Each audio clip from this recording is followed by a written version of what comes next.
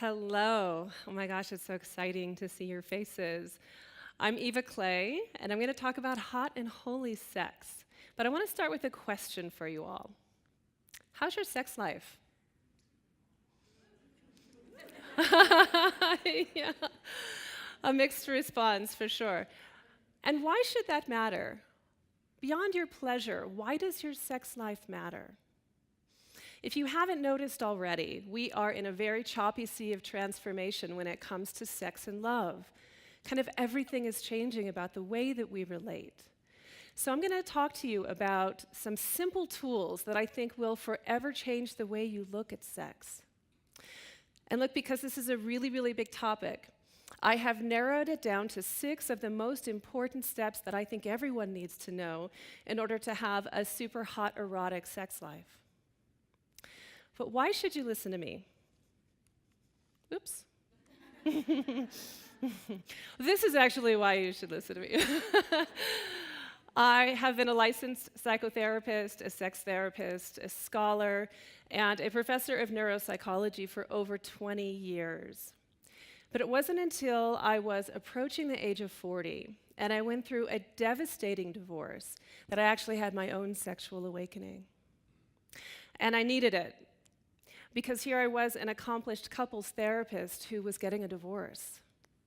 And I realized that even with all of the science that I knew about sex and relationships, I didn't actually know how to love. And so, because I am an academic at heart, I decided to embark on a kind of field research with myself as the subject.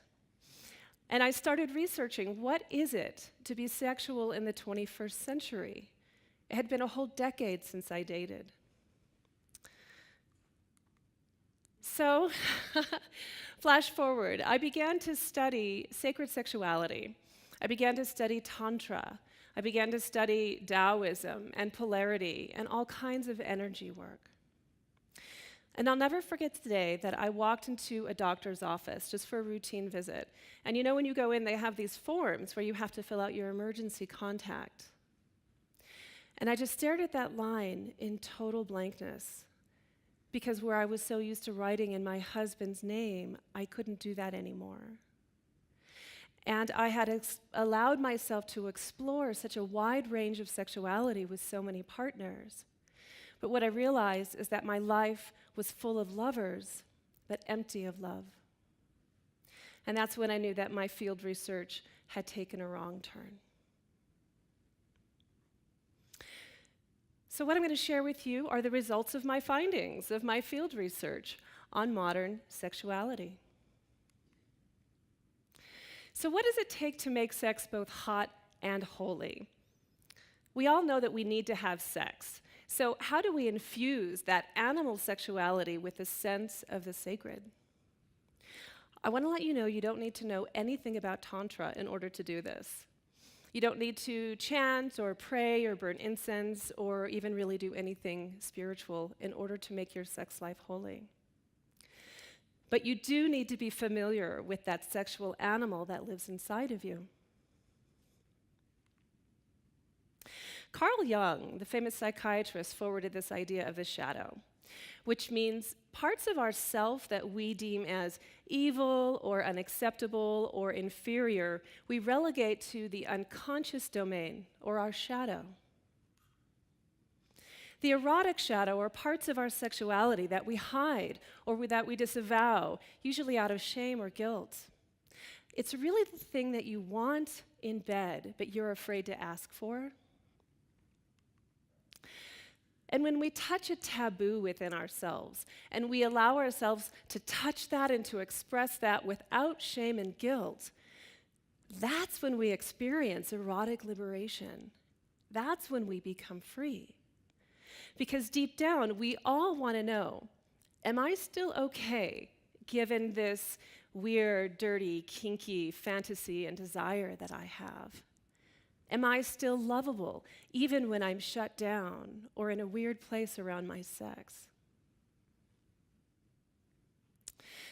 There's one emotion that I want to emphasize to you. And look, here's the deal.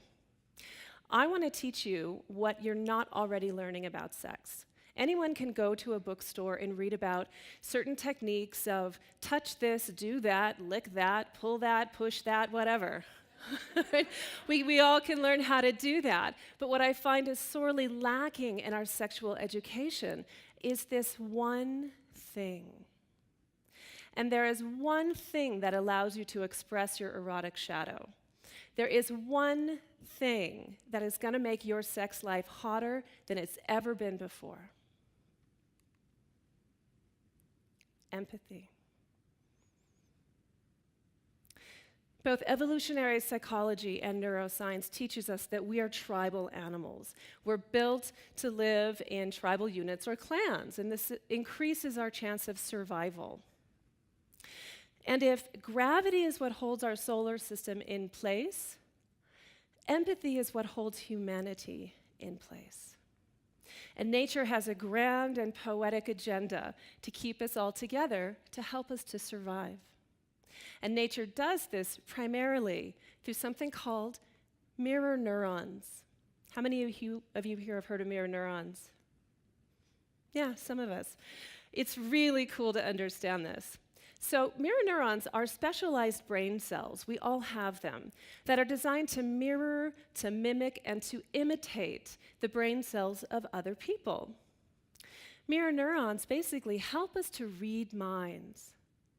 Mirror neurons put us into a kind of synchronization with other people.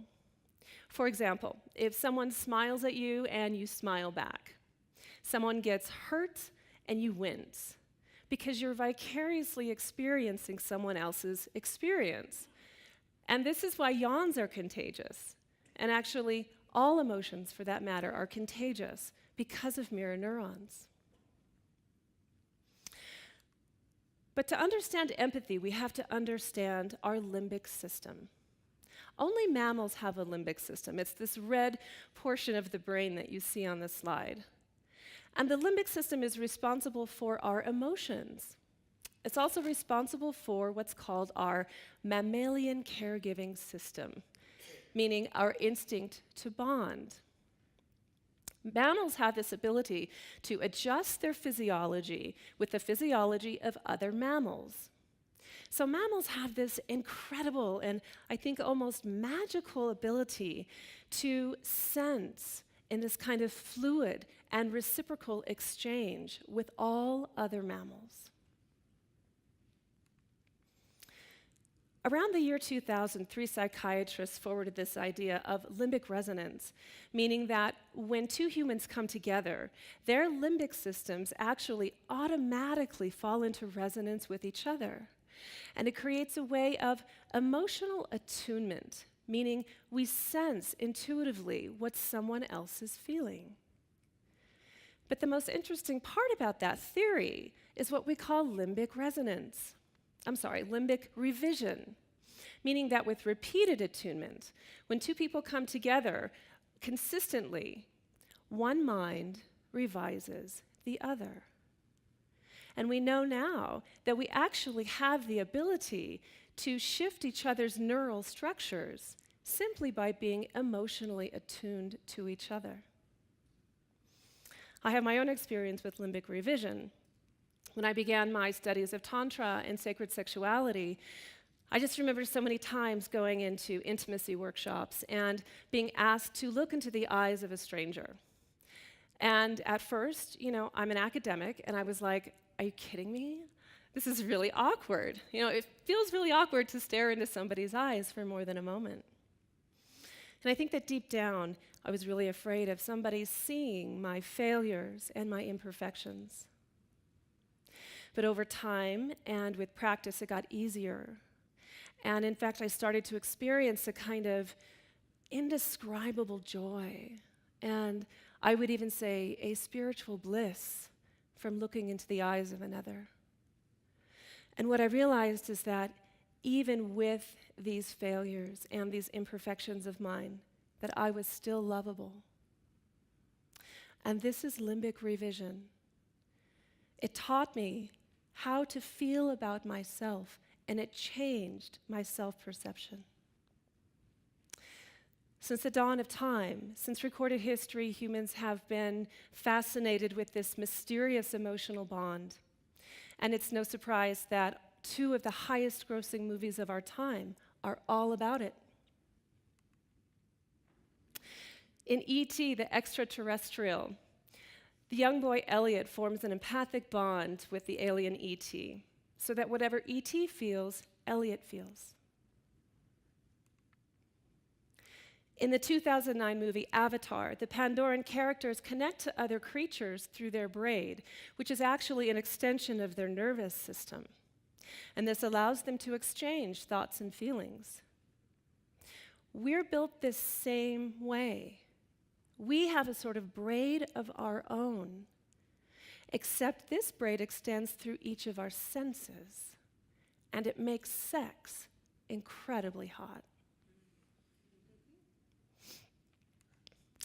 During sex, our bodies and our systems get flooded with feel-good neurochemicals, things like oxytocin, which I'm sure most of you have heard of, dopamine, endorphins, serotonin, all kinds of good things.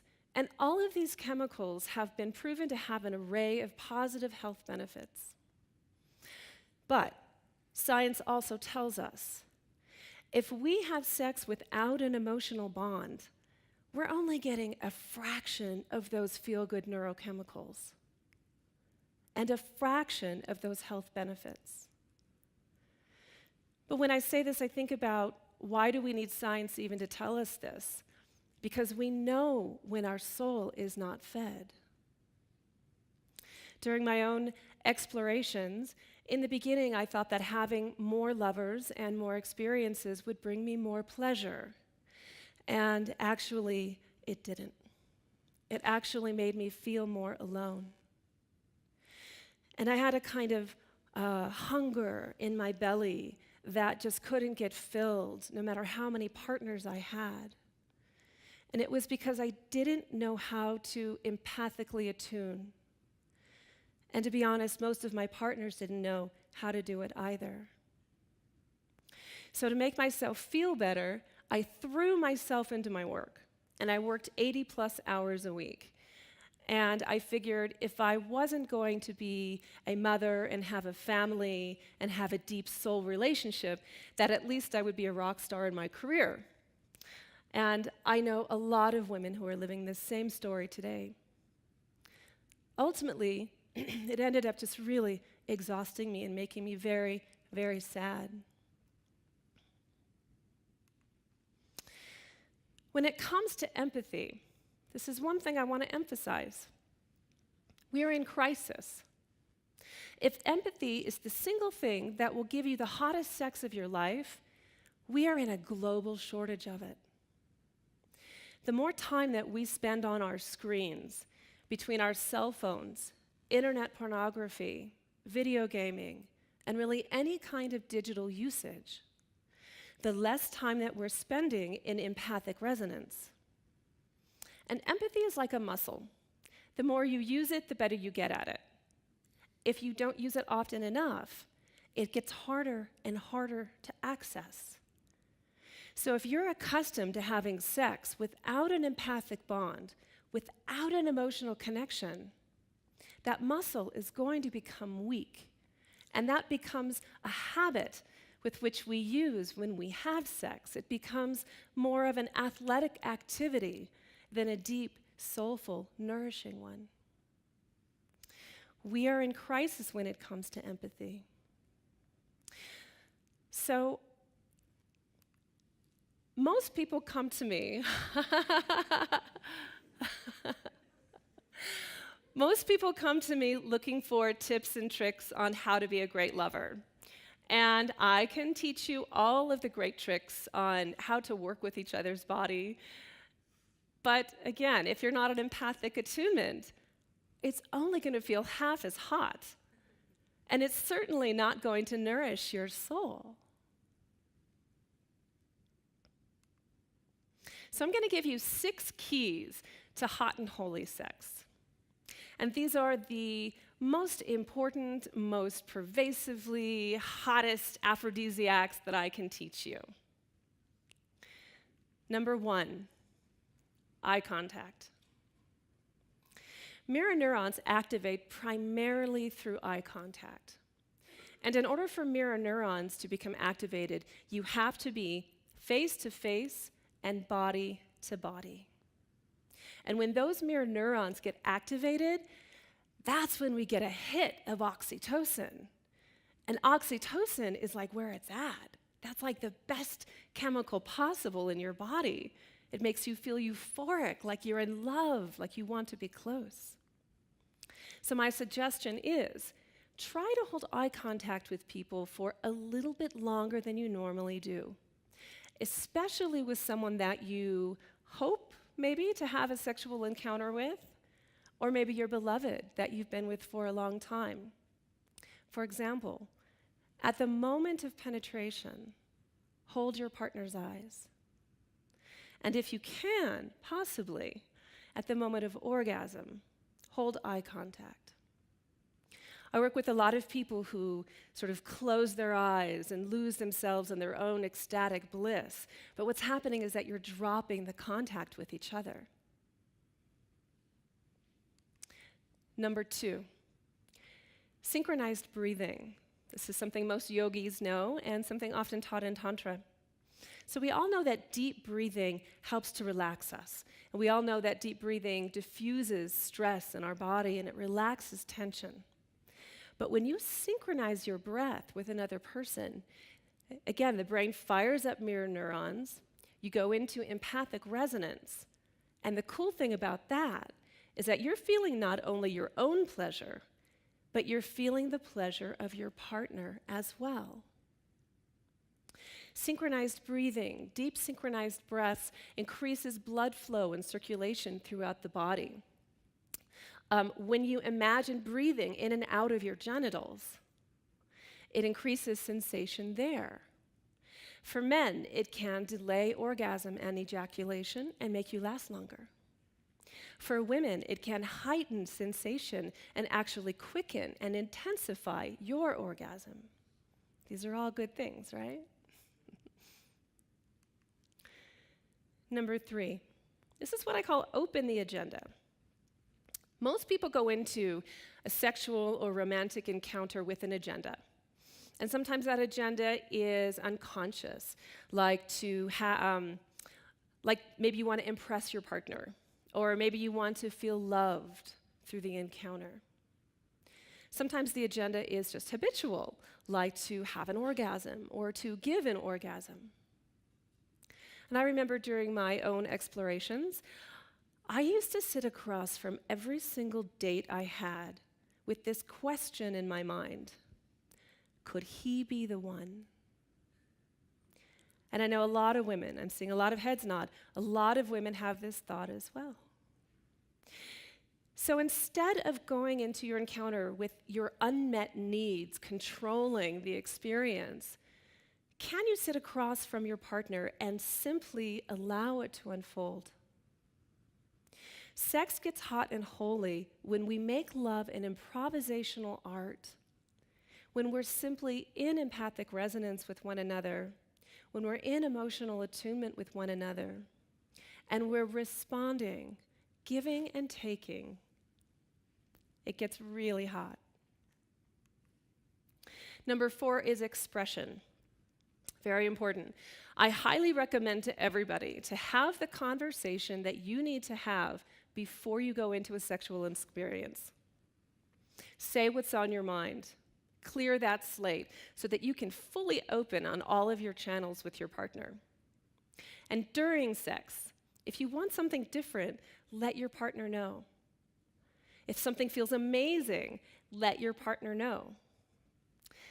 Ladies, I recently did a survey on Facebook about what men really want in hot and holy sex. And the number one thing that they all want is your expression. They want to hear you. They want to hear your voice. They want to feel and hear your pleasure. Men, women need to feel cherished, safe, and adored in order to be sexually aroused. So I highly recommend you offer her your words of adoration and your sincerity before, during, and after a sexual encounter. Communication gets a lot easier, by the way, when you're already in empathic resonance. So if you have built already an emotional connection, you're safe and you're free to kind of get loud and get wild, right? Expression, very important. Number 5, put your devices away. In a world where we are increasingly glued to our screens, we must remember to look up and to see each other. I read a study recently that said, even when a cell phone is in sight, and even peripherally, that personal disclosures go down by at least 60%. One of my favorite tools I want to offer you around this is called the phone stack. So you and whomever you're with, if it's one person or maybe a group of people or even a family, stack your phones at the end of the table for a circumscribed period of time, or preferably even in another room where nobody can see the phones. And it might be just for an evening while you're together, and it might even just be for an hour over dinner. And watch how deep the conversation can go. If you're on a date, this is like foreplay. I mean, your conversation is leading up to the sexual or the intimate encounter. Hopefully, if all goes well, put your phone away. And finally, number 6, discernment. You might be surprised to know that this is actually the biggest key to hot and holy sex next to empathy. Make sure that whoever you're having sex with or any sexual exchange with, that you are 100% yes about it. Not a 50-50, not an 80%, but 100% full body yes to the experience. How many of you here have ever had a sexual encounter that you later came to regret? Kind of almost everybody, really, right? So sex becomes hot and holy when there's no part of you that is questioning the experience. Because look, in order to hold the secret in, whatever you're not saying, whatever you're withholding from your partner, and this could happen to married couples, this could happen on a one-night stand. Whatever you're not saying necessitates that the body contract and hold tension in order to keep that secret in. And it becomes very, very difficult, if not impossible, to create an emotional bond with somebody through the wall of that tension. So say what you need to say and make sure you're doing what you really want to do. Watch what happens to your sex. Throughout my field research of hot and holy sex, I realized that sexual science and sacred sexuality are really two roads that lead up to the same mountain. And what's at the top is a transcendental sense of oneness. Because isn't that really what we're after in sex and in everything? It's to remember our belonging, not only to God, but to each other.